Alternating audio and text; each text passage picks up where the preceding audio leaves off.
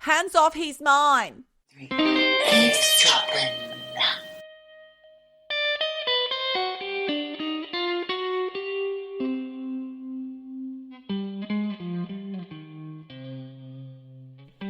Well, hello, Michelle, my little tiny friend. How are you there? I'm little and small. Hello. How are you? You're my big, tall friend. I'm enormous, huge, towering over you. It does look like that in the recent socials. I look like a little tiny midget compared to you. My second head. Do you remember that film? We've talked about it before. It always makes me think of the twin, the man who held the twin inside and then he'd come out and murder people. Belial, his name was. What was that called? It was an awful film. I don't know. You know when sometimes you have a twin inside you, it's just got a tooth and a hair or something. But this is actually like a half-formed head, and he was maniacal. From the 80s, slasher kind of film. Can't remember. They did what the best called. Crazy movies in the 80s. You know, I had a twin tooth. You did? I had a twin tooth. So I had this pain in my one of my teeth, and I went to the dentist. They're like, I don't know. So they sent me to a specialist. Yeah. And he said, well, you've got what we call a twin tooth. Yeesh. Two teeth that had merged together, and one part of this tooth was Jim and the other one was Joe. What? And you're giving them names. I'm just giving them names. Why? Well, you know, why not? Jim and Joe, they merged together. Jim was dying. Oh. Joe was fine. I had to have like some kind of weird procedure on Ew. the tooth because I had a twin tooth. It sounds painful. Well, my sister just called me a sideshow freak. Now, no shade to the sideshow freaks, by the way. We are not judging you. We're a very inclusive podcast. Very woke, I think you'll find. Now, Michelle, let's just introduce ourselves. Now we know that you're the freak and I'm the tall one. I'm Geordie. And I'm Michelle. And this is Eavesdroppin, the comedy podcast. And you're an eavesdropper. Yes, that's what happens. You eavesdrop on our conversation. But of course, we love that because guess what? We like attention. Oh, you do? I'm an introvert. You are not. I'm like Michael Hutchins. I'm an introvert who just happens to do extroverted things sometimes. I don't know if I believe that. I think I am. Really? I think I'm an introvert personality. Interesting. Yes. Let's do a test. We'll do a test off air because it's boring if I have to Google it now. Okay. But listen, Michelle, I told you off last time by saying no more bloody travel pussy information, but something has come across my desk. In fact, I believe I said, and that's a wrap. That's a wrap. That's a You wrap. did. That's a cling wrap on the travel It was pussy. a cling wrap and very clean disposal of the travel pussy news. Those of you who are new to the podcast, go back about 5 or 6 episodes. You'll hear about when the travel pussy first entered our lives.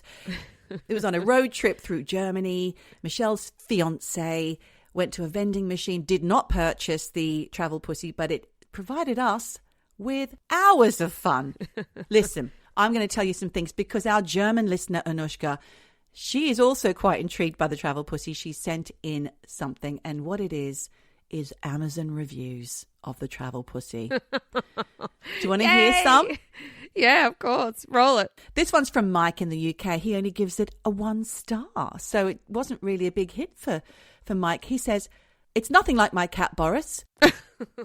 I bought one of these as I often feel lonely leaving my cat Boris at home when I'm away for work. It was rubbish. It looked nothing like a cat and didn't touch any of the whiskers I left out for it. It's not even furry.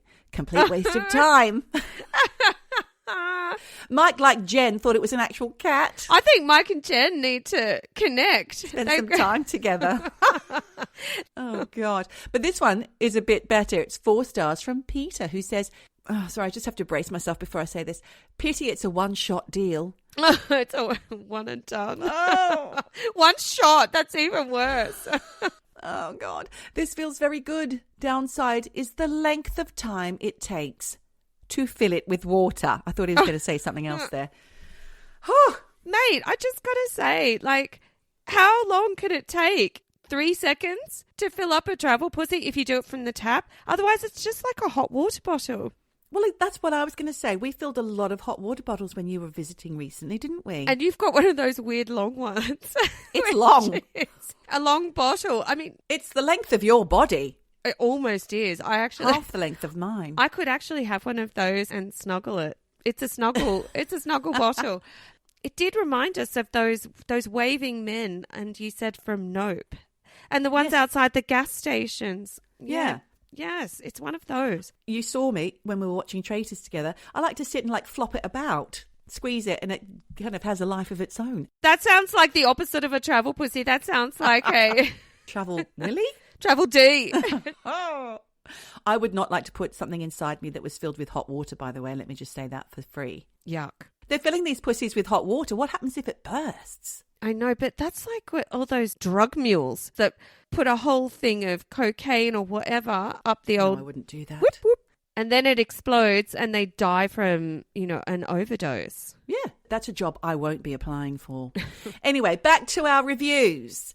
Next one, another 4 stars. And the heading is One Wipe Wonder. Oh, so they're on the reuse. One Wipe Wonder. This person says, a friend of mine pulled out his used travel pussy at a dinner party and we all decided to give it a go. No! Oh, Yuck. my God. Come on, guys. That's a soggy sayo situation right there. Oh, I don't even know what that is. What's a soggy sayo? It's like in America they would call it a circle jerk, but there's a biscuit in the middle and you've got to take aim. And then the person at the end has to eat the sayo. Oh, come on. That's a dessert I won't be ordering. There's a lot of won'ts and can'ts on this episode so far. He goes on. Even the birthday girl got involved. Although it was spent. Oh, why did he have to say that? Spent. We had minutes of fun inflating it and drawing it a giant eye. When she finally popped, we gave her a proper good send-off, including a funeral and a naming ceremony. Her name is Ian. Oh, my God. Lots of fun with the old travel pussy. Oh, it my just never goodness. stops giving. The travel pussy, it loves to share, give, provide hours of joy. But why we only just found out about the thing, this decade of our lives? Does it not exist in the UK? I've never seen nor heard of a travel pussy. In fact, a friend of mine had found one at her Airbnb. Maybe I'd mentioned this before on the podcast. What? A black one. Ew, no, you haven't mentioned. If you have, I've wiped that from my memory. And they were cleaning after guests had been. And she picked this up and she said, what the fuck is this? And her husband, oh, that's a travel pussy. Oh, he knew. He knew all straight about up. it. Bloody hell, mate. Well, I haven't been in an Ann Summers for some time, so I don't know what wares they're peddling in there anymore. I mean, the fact that you can just get it at a vending machine, and I think it is $5.99 or $4.99. It's around Gosh, a that €5 is cheap. euros. Yeah. Double that for Aussie dollars. Wow. I think it's an affordable device, and we will have an unboxing in the future. I will make sure of it. That can go on the Patreon. Oh yes, That you got to pay for that one, guys. we would be blacklisted and shadow banned on YouTube if we put that up. No. On the YouTube, they don't like that. On the YouTubes, no. I mean, we got shadow banned a few episodes ago for the Mad Cow episode. Oh, peddling false information? Yes. All the QAnon people out there posting all their vids who don't get shadow banned. How does that happen? Yeah, they said that we were... I was actually peddling facts that were reported. It was all in the media. Well, that's the thing. I actually disputed the strike, the warning, and said, listen, this comes from the World Health Organization. They didn't care, didn't listen. Fuck them. And I said, by the way, we're a comedy podcast. Stick it up your bum. Maybe they listened. No one listens. Who knows? Anyway. No, they don't listen. Not those people. Only good people. Only nice people like you guys. Yes. We're talking to you right now. Speaking of our lovely listeners, we had another voice note. I love those. From none other than Neil. He's real. Neil the scientist. The scientist. He's Neil the scientist, unpaid researcher. You're all unpaid, by the way. One day we might be able to share the love, but not until we start making the dough. When we get a few more on the Patreon and that money rolls in, we'll be able to pay our researchers. We can pay them in T-shirts when we get the merch, can't we? Oh, we've got to get onto that. The robes, the merch, the pick up your panties and the go underwear. Pants. Yes, all of that. Socks even. Hey, in fact, eavesdroppers, if you've got an Eavesdroppin merch idea for us, let us know. We will get onto that. Yes, please do. But just going back to last week's episode when we talked about the very tragic and tangled episode of Hutchins and Elliott Smith, we did have a listener tell us what they were wearing, and it was our beautiful, gorgeous, menacing Janneke from Amsterdam, who said she was wearing a fur-coloured gilet on her way into work whilst listening to Eavesdroppin. Now, why was her gilet covered in fur? Those regular listeners will know when we ran a competition for her nickname, it's because she's got 2 pussycats at home. Janneke has 2 pussies. It all leads back to the pussies, Janneke. I'm sorry. Well, Neil, he's got a little voice note for us. Something to say. Here it is. Oh. Hi, Geordie. Hi, Michelle. It's Neil, the scientist here. And I just wanted to say hi, loving the show, and thanks so much for the shout-outs. They always make me feel super special. Wanted to just say a couple of things. First, I'm super disappointed that the aliens from Mexico aren't either real or cake. It'd be lovely to have stuck a little candle in some socket in one of those cake aliens and slice that puppy up with you. I bet it's red velvet inside. That's what I was imagining anyway. Second thing, wanted to add a quick addendum to something that Michelle was relaying a couple of weeks ago about the incorruptibles, the saints looking pretty good when you drag them out of the ground thousands of years after they've been stuck in a hole. Well, my point was, I said that, sometimes there's these things in the ground conditions, how cold it is, whether there's bugs in there, the pH, the acidity, and they can help you preserve a body in the ground. And you've seen things like, the Tolland man and all of that kind of stuff who look pretty good after a long time. Well, my sciencey bit was that actually in order to work out whether saintage makes you incorruptible, what you got to do is dig up a saint and then look around for someone in a nearby hole who isn't a saint, and dig them up at the same time, and someone who was buried about the same time, and go, right, if the conditions are about the same, does my saint look better? Are they prettier than the other scumbag? If that's consistent, if you find like 3 or more saints with neighbouring scumbags, and the saints are looking good and the scumbags are looking, consumed, worn out, corrupted, maybe we're onto something here. I still wouldn't write it off. Okay. Love you guys. Love the show. Thank you so much. Aw, we love you too, Neil. Love ya. That's how you do an experiment, Michelle. Well, he's a fucking scientist. What do you expect? Yes. Like, that's how you do an experiment. For those of you who are in doubt, that's a real scientist there. He knows how to conduct one. When we say, Neil, he's real, he is a real scientist. Yep. He's working in science. And actually, there is a fantastic discussion with him over on the Patreon. Yes. And you can hear all about his theories on all sorts of things. Cause that was a really interesting conversation, I've got to say. I want him to do another interview with you at some point. Yes, I do too. Next time we're in the same room together, Neil, pin that. But cake, the aliens, they're not real. So look, I looked that up. Apparently it is annoying. The alien that they supposedly found and delivered to the Mexican government was bits of chicken bones and horsehair and shit. God, really? Who has the time to put that together? I mean, really. And also, not cake. No. Like the idea of red velvet, though. Well, but yeah, it's not my favourite cake. Doesn't matter, Michelle, if it's your favourite or not. It's just the effect that when you cut into that grey alien, it's all red velvet inside. Ugh. I know. That would be quite something. But, in terms of taste, I'd probably prefer lemon poppy seed. Well, I'm not going to eat a grey cake. So that's that. I'd eat a grey cake. If it was there, I would put a spoon in that. And then found chicken bones and horsehair inside. Yum, yum. Oh, man. Michelle, going back to Patreon, though. Thank you, Neil. Going back to the Patreon, just so you know, those of you who do sign up, good on you. Those who don't, why not? Because you've got access to extra droppings. They used to be free, but now they are paid for. And this month we have an interview, which is actually a video, all being well, of American musician and YouTuber Benjamin Cartel. He's the guy who posted my Adamant story up on his music stories, where he interviews people. He also talks about fan moments, about musicians that they've seen live or that they knew or they played with, and it's a lot of fun. Check it out. He interviewed you. Now you're interviewing That's what him. we do. That's how we roll. And I just want to wrap up with the last bit of news about Malaysia MH370 crash. Oh, no, don't, because I'm catching another Malaysian flight very soon. What now? You'll be fine.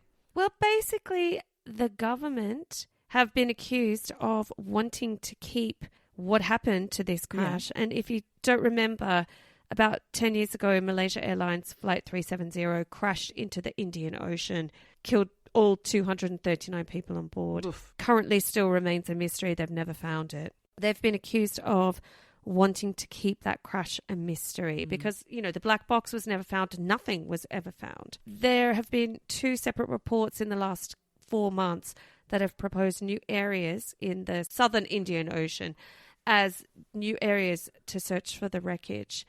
The government says no. Oh. They don't want to keep searching for it. Why not, though? Well, that's the whole question. Why not? There have been all sorts of theories. The Americans have jumped in because they've said they will go and help look. Malaysian government says no. So it's not about the finances then, because the countries who had nationals who perished in that tragedy are willing to stump up the money. Well, the thing is that the Malaysian government previously have said it would be willing to reopen the search, but only if there is compelling new information. So I don't know, maybe they think they're just rubberneckers looking for the wreckage. But I think if your loved one went down in the crash, you might want to know what happened. Especially after seeing that film that we watched the other day that Safka recommended, which was The Society of Snow. Oh my God. Yeah. If you've seen Alive with Ethan Hawke, which I haven't, then you'll think, oh, I've seen that. I know that story. You don't. This is incredible, and it's based apparently on a book. A memoir or something. I don't think it was a memoir, but it's so good. It's about friendship, camaraderie, not just about people eating each other, survival, missed opportunities, and just human nature. Human nature. It's incredible. And the 2 lead guys are quite hot. There's hot men. Yeah. Hot dudes in it as well. We really enjoyed it. We did really enjoy that. If you can enjoy, a cannibal movie, but spoiler, if you didn't know, that's what happened. And you too. Everybody knows. I think everyone knows. Definitely a great wreck, and we really enjoyed it. Did you steal my scrunchie? Oh, have a look in your hair bag. Oh, sorry, pet. What was that? So, moving on to this week's topic, Geordie. Right. I've got a strange addiction for you. Oh, yeah. She's good at these, guys. She's good at the strange addictions. You've done I love a strange person eating the ash. Oh, she basically ate her dead husband. She ate the ashes of a dead husband. She would take him to the cinema and then just dip a finger in, have a lick and a chomp. You've done the chomp. You've done the lady who, oh God, you've done the lady who likes to live on her piss, basically, drink it, bathe in it, all of that. The bee stings, addicted to bee stings. Yes. Go back and listen to our other Strange Addictions episodes on the website, www.eavesdroppinpodcast.com. I mean, I do get a lot of these strange addictions from a show called My Strange Addiction. And back in 2012, I know, it is a show that just keeps on giving. They featured a segment on a 27-year-old guy called Nathaniel from Arkansas in America, who was in a very serious, very committed relationship with his soulmate. A 1998 Chevy Monte Carlo car called Chase. Oh, okay. Okay, the mind's wearing ahead already, wondering how that's going to manifest. Well, this guy loves his car. And you see him in the morning going out to this cherry red car, and he's like, morning, baby. And he's smooching the car, and then he says, you handsome man. He's into it. He's into the car. He's in a very committed relationship with Chase. There's this one scene, he's lying under the car. He's giving these really tender little kisses to the bumper bar, and he's like, I love you, baby. And he does the creepy voice. I'm really trying to do the creepy voice. That is a creepy voice, Michelle. I love you, baby. And he's clearly not embarrassed about this because he's being filmed. He's on a TV show talking about how much he loves Chase. They met 5 years earlier at a resale lot. And it was, according to him, love at first sight. You know, Nathaniel just loved Chase's body and his interior. everything together. And I quote, "It just all seemed to fit. And I just felt an instant connection," says Nathaniel. And all this is kind of overlaid with footage of him kind of tongue-pashing the hood of his car. Humping the hood. Jesus. Nathaniel. Different thing to Boys in the Hood, doesn't it? Oof. Different spin on that. He says he knew he had an attraction to cars when he was in his teens, and he was building model cars. But as he got older, he realized it was something more. And you see him caressing the bonnet of the car. And Nathaniel is like, "This is the part of Chase I find most sexy because of the curves." He's stroking this car in a very loving way, actually. And he says he doesn't know why he feels this way, but he just absolutely loves Chase. Then they have a little convo with his female flatmate, who's like, "At first I was shocked by it, and I thought it was weird."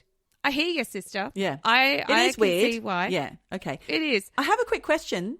Does he have any relationships in his life, like real relationships with people? Well, he has a flatmate. But I mean like a girlfriend or a boyfriend or... He doesn't need a girlfriend. He has Chase. Right. He doesn't want a girlfriend.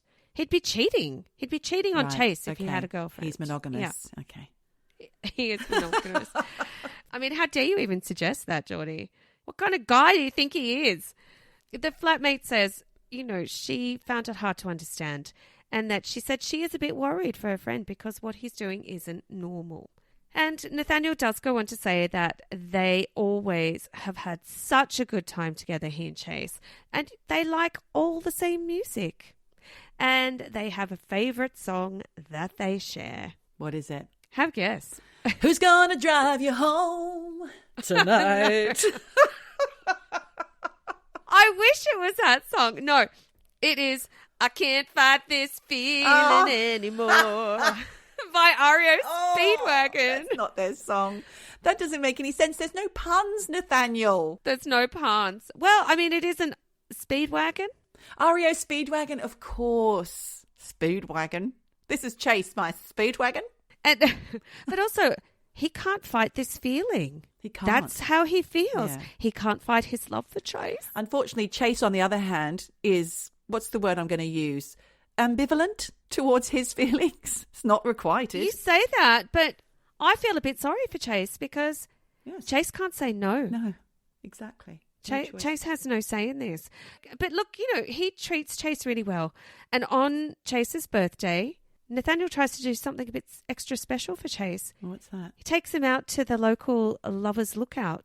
They go parking. That's a new form of dogging. It is a new form of dogging. Like I said, poor old Chase has no say in this. Oh, dear. I hope that upholstery is wiped clean. Fucking hell. Don't even go there. Yuck. I mean, there is a shot in this in the segment of My Strange Addiction where they go out to the lovers' lane lookout and Nathaniel leans in at sunset, gives Chase all these little kisses and strokes. Fucking hell. But of course, it doesn't end there, Geordie. No. Oh, he goes all the way? Well, he does go all the way because he says, there are times when we get sexual. And then it cuts to Nathaniel really sexually stroking the steering wheel. And I'm not joking. Like, whoever put this episode together, like with the music, it's kind of a genius because he's there like really getting like super sexy with this steering wheel.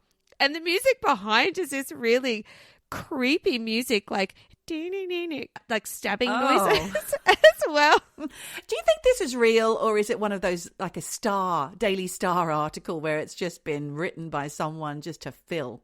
I think it's real. But he's being filmed doing all this sexual stuff with his car. Isn't he embarrassed? Isn't that private? Well, then he starts talking dirty to the car, Geordie, and he says things like, "Hey, baby, you like that? Does that feel good, you handsome man?" And he's just getting super, super greasy. Greasy? Creepy. Sorry, I got ahead of myself. I can't even not greasy. Speak. He's not greasy, but he is rubbing himself against the door. But Chase's favourite position, according to Nathaniel, is when Nathaniel is underneath with his head at the bumper. He really likes that position, says Nathaniel. And he says it's very special to make love to Chase.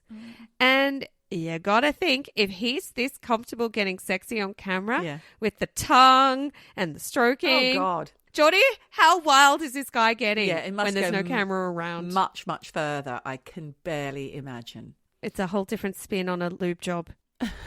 He says he hates being away from Chase and won't let him out of his sight for more than 24 hours. In fact, he once had tears at work because he missed Chase so much. He had tears at work. Yep. Although Chase is his screensaver. So he sees him on that screen all the time. I'm starting to fear for Nathaniel. I feel like this is an incredibly serious condition of some kind. Well, it's worse because he says if something would happen to Nathaniel, he says his heart would stop. And he's to crying. Nathaniel, He actually or- has tears. Hang on. No, sorry. If something happened to Chase, yeah. Nathaniel's heart would stop. Sorry. I just get these two mixed up. I mean, They are one. Two become one. to become two hearts that beat as one. I need you. I need you. So he's crying on camera. Literal tears. Actual, real Because tears. he thought of something happening to dear Chase. Yep. But before he went on international TV, because this show goes all around the world, about, his obsession. He says he'd never told anyone before about Chase because he thought people might think he was a bit weird and be disgusted by it. And he thought he might lose his job if anyone found out. Goes on TV. Well, I mean, he says his love for Chase is stronger than that fear and that he wouldn't trade Chase for the world. Or trade him in, I guess. I mean, he's not trading him in. It does make you wonder. Thank God Chase can't get pregnant.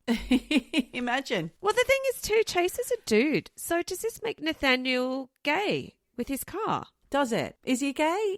Or maybe he's bi-curious? I mean, it's not a person. It's not a person, Michelle. We're forgetting Chase isn't real. Have you been sucked in? I mean, he's a car. Sucked in on that tailpipe? Oh. But it does raise some questions, about whether or not he does have a particular mental health condition called objectophilia. That's what it sounds like to me. Objectophilia we've talked about before. We have indeed. If anyone doesn't remember from a previous episode, it's when a person develops strong emotional and sexual feelings and forms a relationship with an object. And you can develop that kind of bond with anything. And there have been cases of people falling in love with roller coasters, bridges, trains, and in this case, a car. And I did read that objectophilia is also known as object sexuality. Yeah. And it sort of first got media attention in 1979 when a woman called Aya Rita Eklof married the Berlin Wall after the death of her husband. Okay. What happened when that got knocked down? Heartbreak. Or when Hasselhoff straddled it. Would she have been annoyed at that? Stop it. Can you imagine? Get off my wall, please, Mr. Hasselhoff. Sorry, no, that I can't leave that in. That's terrible. You can. That's my favourite voice. Hands off, he's mine. Stop fondling my bricks. She married the Berlin Wall, but then in 2006, there was a woman called Erika Eiffel.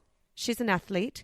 And she had a commitment ceremony with the Eiffel Tower. Yeah, I was thinking that must be what it was. She married the Eiffel Tower. I mean, she can't really be called Eiffel. Erika is, in fact, the founder of Object Sexuality International, which is an organization for people who develop relationships with inanimate objects. She's also an Olympic athlete. She does archery. And she says that her relationship with Lance, her competition bow, archery bow, helped her to become a world-class archer. What a team. And she also says when she first went to the Eiffel Tower in 2004, she felt an immediate attraction. Right. And 2 years later, she married it. And she told the ABC News that people like her with object sexuality feel an innate connection to objects. And she says, it comes perfectly normal to us to connect on various levels, emotional, spiritual, and also physical for some. Like Nathaniel. Yeah, and Nathaniel too, with Chase. And I did read that some people who are object sexual also believe in animism, where they believe that objects have souls, intelligence, and feelings, and that they truly do have a sense of reciprocation from the object of their desire. They believe that. And that somehow they are communicating and that the object is reciprocating back. Okay. Interesting. I wonder what causes this. No idea. But I will say I have an update on Nathaniel. Yes. 11 years later. Where are they now? 11 years later. Well, because in August last year, 2023, Nathaniel was back on TV in a new show called My Strange Addiction. Still addicted? Question mark. I mean, it is a little sad. And look, I will say, we are not laughing at Nathaniel. We're laughing. No, we're laughing with Nathaniel. The rest of the world at Nathaniel. Because Nathaniel's not laughing at this. No, sorry, Nathaniel. This is a comedy podcast. It is a comedy podcast. We're doing this with sensitivity and love, okay? Are we? I am. But look, Nathaniel's back in the news because he did actually break the news on camera. Chase is out of his life. What? Chase has been given the boot. Not really. Sadly. He's found someone better, faster? Well, look, 4 years earlier, Chase was involved in a serious accident, Geordie. Oh, no. During a routine loop job. No, not really. During a routine service. And I saw pictures of what happened to Chase. It looks like the roof of the fucking mechanics collapsed and wrote off the car. What about the guy working on the car? Was he okay? Fuck the car. No humans were injured, but Chase is no more. Chase is a write-off. Oh, no. Literally. What are the chances of that happening? Terrible. Nathaniel is absolutely heartbroken, and he says he still thinks about Chase every day. Oh, sorry, Nathaniel. That's heartbreaking. It is. But he has made a shrine to Chase in his bedroom. In his bedroom, you see his single bed. Now, don't. He's made a headboard from the bonnet of Chase. You know, the one that he was given the old heave-ho? Yep. So that's the headboard. And he's got a duvet cover with all the pictures of the good times. Oh, dates and whatnot. Between him and Chase over the years. So there's cute little pictures of Chase taking a bath. That's Nathaniel. So he's washing him. Yeah. Spraying him down with a pressure hose. Okay. And then he starts stroking up because he says, you know, he loves this duvet. It keeps him close to him. And that you look back and you don't realize the things you take for granted until it's too late. And he's crying. Oh, that really makes me sad, actually, Michelle, because this guy's got real feelings for that inanimate object. He does. It's sad. You see him flipping through his computer. There's a picture of him with this enormous, proper American-style cake. Don't think it was red velvet. Looks fucking delicious. Okay. And it says, "Happy 14th birthday, Chase," on it. Aww. He's wiping away tears, looking at all these memories. And he says he does think about Chase every day, but Geordie, he's moved on. He's moved on. What's he got now? Well, he's now in a friends with benefits relationship with not just one, with a whole fleet of vehicles. A fleet? A whole fleet of vehicles. But there is one special lady, and he says, lady now. A lady, yeah.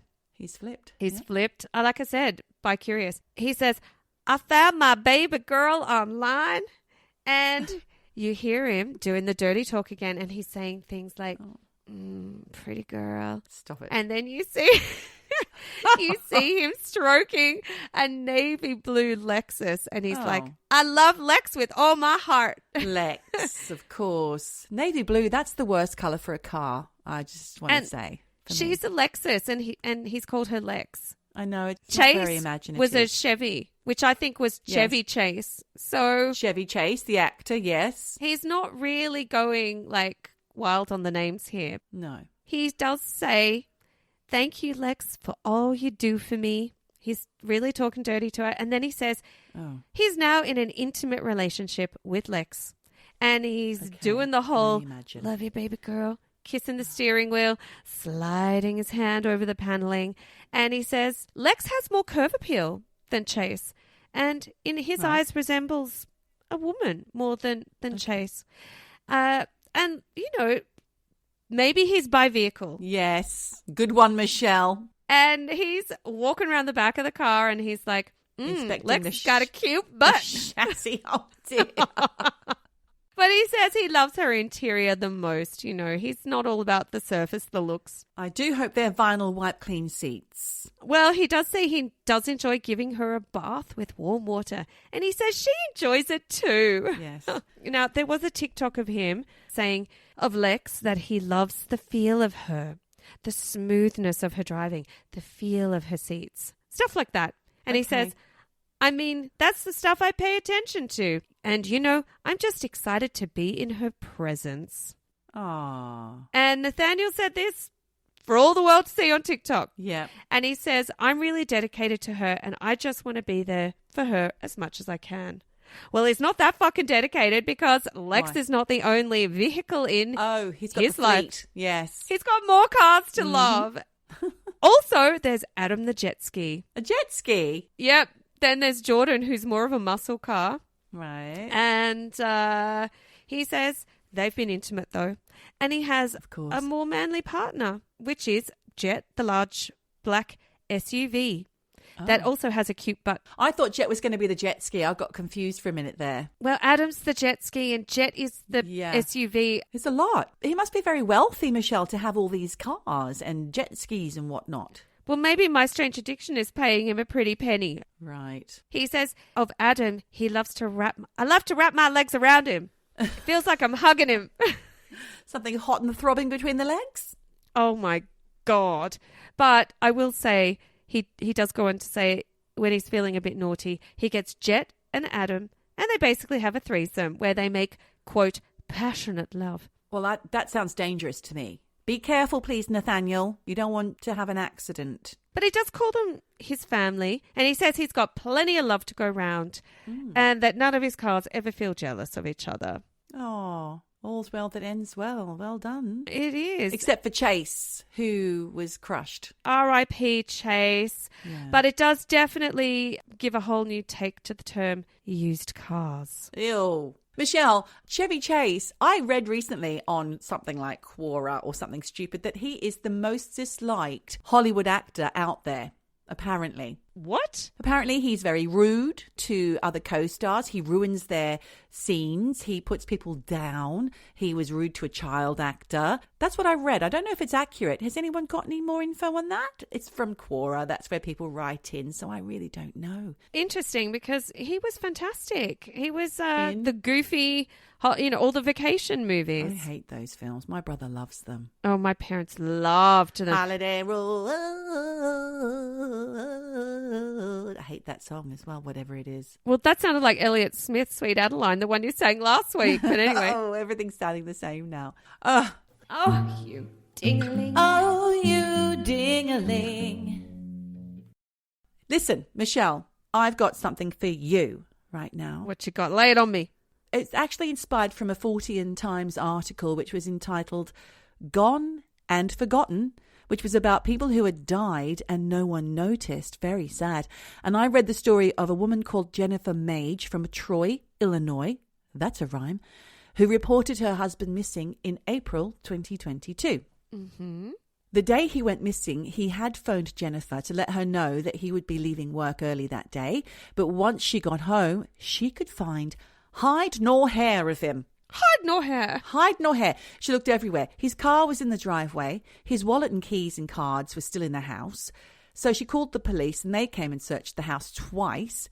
However, according to reports, the house was apparently a hoarder home and a bit like a sewer. Okay, before you said that, I was getting Melissa Caddick vibes. No. Keys on the counter, blah, blah, blah. What was the state of their house, I wonder? So this is a hoarder house. Yes, I'm talking about hoarders. Here we go. Hoarders. Oh, Jesus. 8 months later in December, when Jennifer was searching for the Christmas decorations, I mean, where's she going to put them in a hoarder house? She discovered Richard's mummified body wedged in a closet in a storage area of the house. What? Hang on. Wedged in a closet. Yeah, wedged in a closet in a storage area of the house.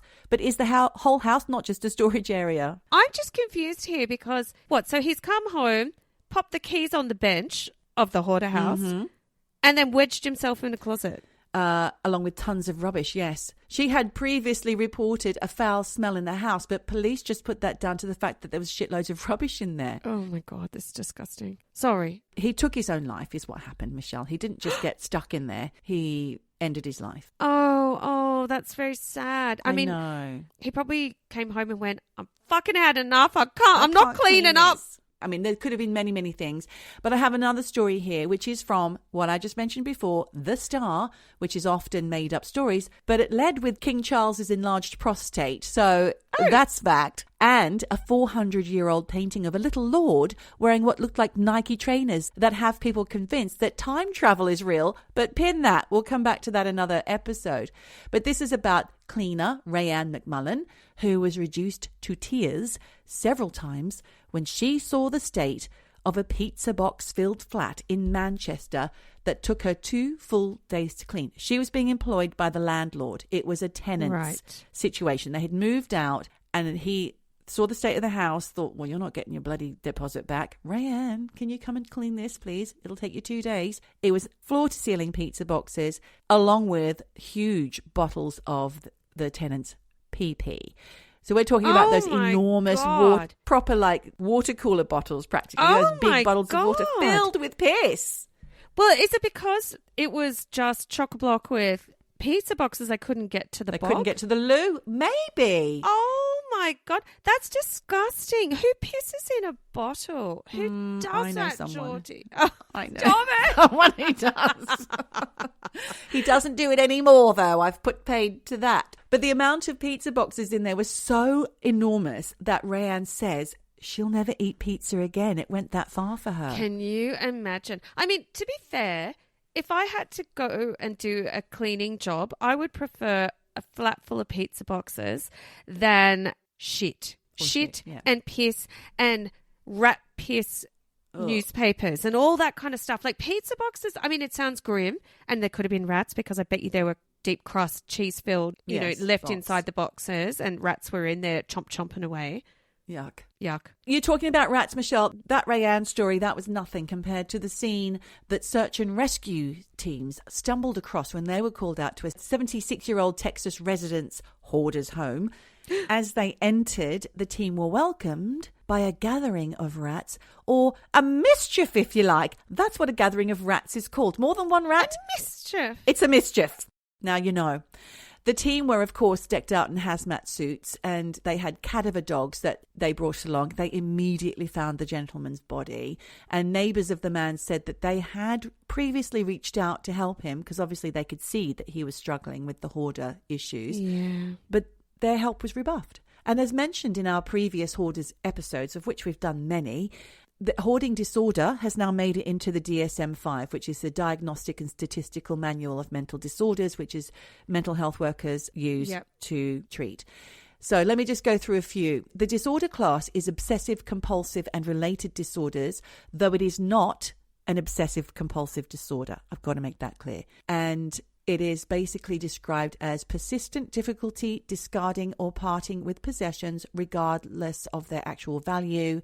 The difficulty is due to a perceived need to save the items and to the distress associated with discarding them. You know, Geordie, I feel like many people probably have low-level hoarding tendencies that don't get out of control for whatever reason, but I think there are a lot of people who either feel bad about discarding things, feel a bit of anxiety about contributing to plastic waste and whatever. I get it. I guess this is just an extreme version. Possibly. So hoarding is not attributable to other medical conditions like brain injuries or other syndromes. So it really stands alone. And as you know well, because you watch it, the TV show Hoarders is very popular viewing. It is. Because you've done a few stories from there before. Fucking love a Hoarders episode. You actually did an episode previously about their most popular episode, which was Shanna, who hoarded her own shit. And she loved it. She thought there was nothing wrong with it at all. I mean, I would never hoard my own shit. And actually, we did have the classic of the lady who was hoarding the bodies of her dead cats in the fridge. And there was an electrical fault, and there was like melting pussy juice everywhere. Don't say that, Michelle. Sorry. Stop it.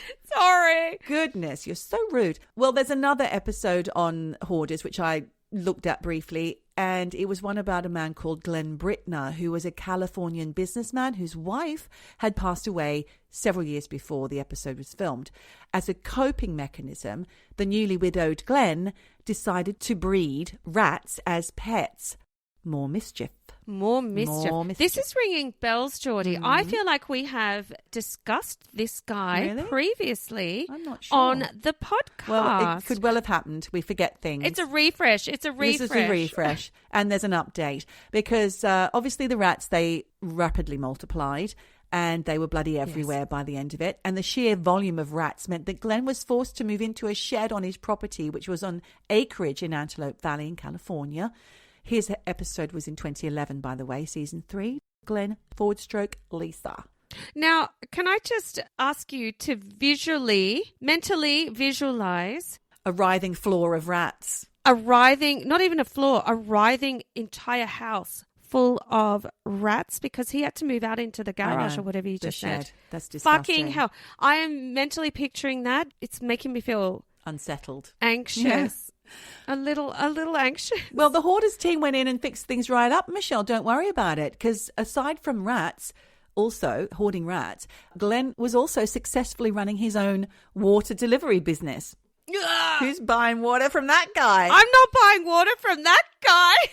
Oh, my God. But you'll be pleased to know that when the hoarders team removed the rats, under instruction from Glen, they did so without harming them. In fact, he demanded that each rat be adopted by new loving families. And apparently that's what they did. Newsflash, they just chucked him in the river, mate. No one adopted those fucking rats. I'm telling you. There would have been thousands. They did not find thousands of homes. Come on. But listen, here's the update, Michelle, because 4 years later, on the night of August 18, 2015, there was a break-in at Glen's home, and he was found later by one of his employees with his hands and feet tied together with zip ties, and the wheelchair he'd been using was nowhere in sight. His head was also bleeding from severe trauma. He was still alive, but in critical condition, and he was unable to speak. And sadly, Glen passed away in hospital after 10 days in a coma. Authorities believe that at least 2 men invaded Glen's home. The invaders had apparently stolen $2,000, a few TVs, and some power tools, which hardly seemed worth it in exchange for Glen's life. No, I know. Awful. He's probably considered a bit of the rat weirdo in town, and maybe people don't like it. I mean, you said he's from Texas, is that right? No, he's in California. He's in California. Okay, Yeah. well, they're a little bit more liberal there, but maybe people just didn't like the rat man. He was on TV, Michelle, running a successful business, so everybody knew about it. They also knew where he lived. I would say it was a case of advertising by being on TV. It's not his fault. Maybe. And it's not the television show's fault. Obviously, we're not responsible for what other people do. I think Nathaniel better watch out because someone might try and get at him the jet ski He's got all those cars, exactly. all those cars. But the murder remains unsolved despite his family appealing for information. And the family said, how could someone be so cowardly and vile as to attack and beat a nearly 60-year-old crippled man to death? Honestly, that's it's horrific. fucking awful. I took to Reddit to ask the question, do the hoarders featured on the show stop hoarding? And one answer from a user whose name I can't pronounce said, some people do really well. Some are at the thrift store the next day. Notably, the family that was living in a tent in hopes of starving out the bed bugs really started living life differently. I think the filming was the first time that guy really saw how much hurt and disappointment he was causing his wife. Right. Sometimes you don't have a big picture view on these things. You're in it and it's all about your mental health condition and you don't realize the impact on your family. Exactly. And speaking of that, here's a reply from Minute Rule 9860 who said, having been raised by hoarders with animals, my guess is 100% of the hoarders return to hoarding. So I had a little route round and found out that if you need help with hoarding disorder, then you're going to want to change in order to seek the therapy, possibly go back to the moment it began, what was going on for them at the time, perhaps address that. CBT, which is cognitive behavioral therapy, reframing and whatnot, and other ways of dealing with it, seems to be the most effective type of therapy. Mind.org.uk say some researchers believe hoarding can relate to childhood experiences of losing things, not owning things, or people not caring for you. Basic neglect. That is extremely damaging to a young mind, by the way. This might include experiences like money worries or living in poverty in childhood, having your belongings taken or thrown away by someone. I'm going to talk about blueberries for a moment, Michelle. Now, my husband recently decided that blueberries are a superfood, and they are also one of the dirty dozen, which means that they're the sort of things that are absolutely tainted by pesticides covered in them. So they may be a superfood, but taking lots of them can be detrimental to your health because of the insecticides. So this dude, my husband, went and found a great supplier of blueberries, but unfortunately had to buy a huge box of them, not just one box, but 5 minimum. Okay. At £50 a pop. Oh my God. I guess they're all organic and... They're organic. They're pesticide free. They're very blue. They make his mouth black. You may have noticed that while you were here. Wonderful. But I'm going to talk about food hoarding for a moment because it's a thing. Oh, man. It is basically where the perceived value of practical and emotional food items can influence food hoarding. So, for example, some food hoarders might fear food shortages coming or economic instability, which drives them to hoard food as a precautionary measure, which my father-in-law used to do because he was a young person during World War II where there was rationing. And I think that may have been passed down to my husband. But I think that makes sense. If you've gone through a period of lack and rationing, then there is something in you that will always have something in the cupboard just in case. Just in case it goes wrong, yeah. That tin of corn that nobody wants, just in case. Whip up a corn soup or something, or a corn bread. People with food hoarding disorder often struggle also with decision-making and organisation, and they may experience overwhelming anxiety when faced with the prospect of throwing food away, which leads to avoiding making decisions altogether. I have said that my husband gets things out of the food bin, haven't I?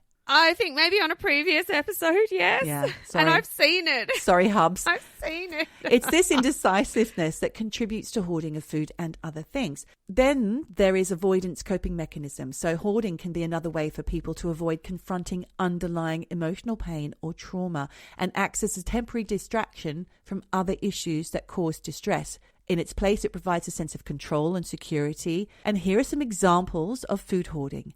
Do you recognize any of these? Excessive food purchases. Food hoarders often buy large quantities of food even when they don't need it or haven't the space to fit it. They might have difficulty throwing food away, like I said. Even expired or off food becomes incredibly difficult to get rid of. Another common characteristic of hoarders is having overstocked pantries, cupboards, refrigerators and freezers. We've got 3 freezers.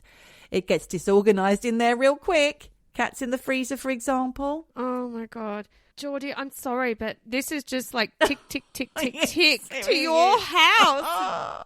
But going back to the hoarders on the episodes returning to their hoarding ways, despite research showing a 95% return to hoarding, it is possible to get help for it. But like I said, they would need to want to seek the help in the first place because it's difficult for both the hoarder and their loved ones. And to me, Michelle, it displays deep, unprocessed trauma or distress of some kind. So let's be kind to the hoarders. We should always be kind to everyone. But I will say, going back to the idea of freezers, we have the tiniest freezer. It's essentially like a beer fridge, but a freezer. Yeah. And Andreas is absolutely militant about eating up out of the freezer. Yeah. He hates putting things in there and he wants it gone as soon as possible because you can have things in the freezer for years that never come out. But the thing is, I have told this to my other half, freezer burn. What I mean is you can put it in there, forget it. It's useless after 3 months. Meat and things like that, it gets freezer burn and it's no good. 3 months is the max. But you can leave things in the freezer for years, maybe not meat. Obviously, I'm vegetarian. But you can leave a bag of peas in there for years and then all of a sudden it's like, oh, eat those peas and they're 5 years old. You don't want those things out of the freezer. I'm a big advocate for small freezer using up quickly. So am I, but I live with someone who's not, so I just have to suck it up. I know. 3 freezers, wow. But wow, what a story. Thank you for all those titty bitties. Some titty bitties on the hoarders, all those bits. Like I said, I actually feel like every single person has even if it's only 0.5%, can relate to holding on maybe to things. ideas of holding well, on to as you things. know, I've worked in the past as a wardrobe consultant where I go to people's houses and help get rid of things in their wardrobes. I've done it for you. And very difficult for people to part with items of clothing that no longer fit them, that no longer suit them, just because it's almost indicative of a time in their life. So it's interesting. It's emotional connection to clothes, because you look at something and you think, on one hand, that was when I was young and slim and gorgeous, maybe I'll wear it again. Or I wore it the night I met my husband, or it's my favorite band. Yeah, or oh, I love that bag, that reminds me of, I bought this bag with my first paycheck. It's all these kind of things that are connected. And, we are talking about hoarders on a comedy podcast, but we do have a sensitivity towards people who have issues with getting rid of things. I work as a declutterer as well at the moment, so it's worth my while. yes, exactly. But that's only for people who want to get rid of things. Like it said earlier on Reddit, if you are a hoarder and it's become something that's recognizable as a real problem, then it's deeper than just not being able to throw away The Guardian every time you buy it. Yes, no, I get that. Going back to clothes, I will say you're very good at doing regular clear outs of your stuff. You're very good at it. Sense. I'm not so good. It does make sense, but I always feel like, You're throwing money away. Yeah, throwing money away and, I'll fit into it again. Oh, this will come back in style.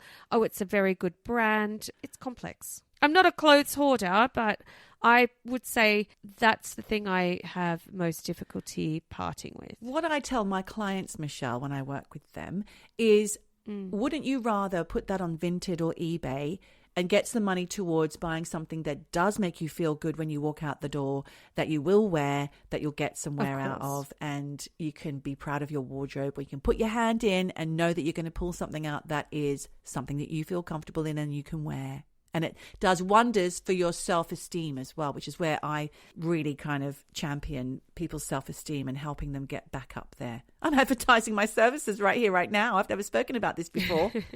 No, we haven't talked about the fact that you do this. You go in and help people with their wardrobes. You're very good at it. You can book me. Hello at eavesdroppin.com. Oh, gosh. Well, look, thank you so much for that story. And Stories. Amazing. And I think there's really only one thing left to say. Well, as I like to say, 3 things. Yes, it's wherever you are. Whatever you do, Just keep eavesdropping. Eavesdropping. Eavesdropping. Dropping. Eavesdropping. Dropping. Eavesdropping. Eavesdropping. Dropping. Dropping. Eavesdropping.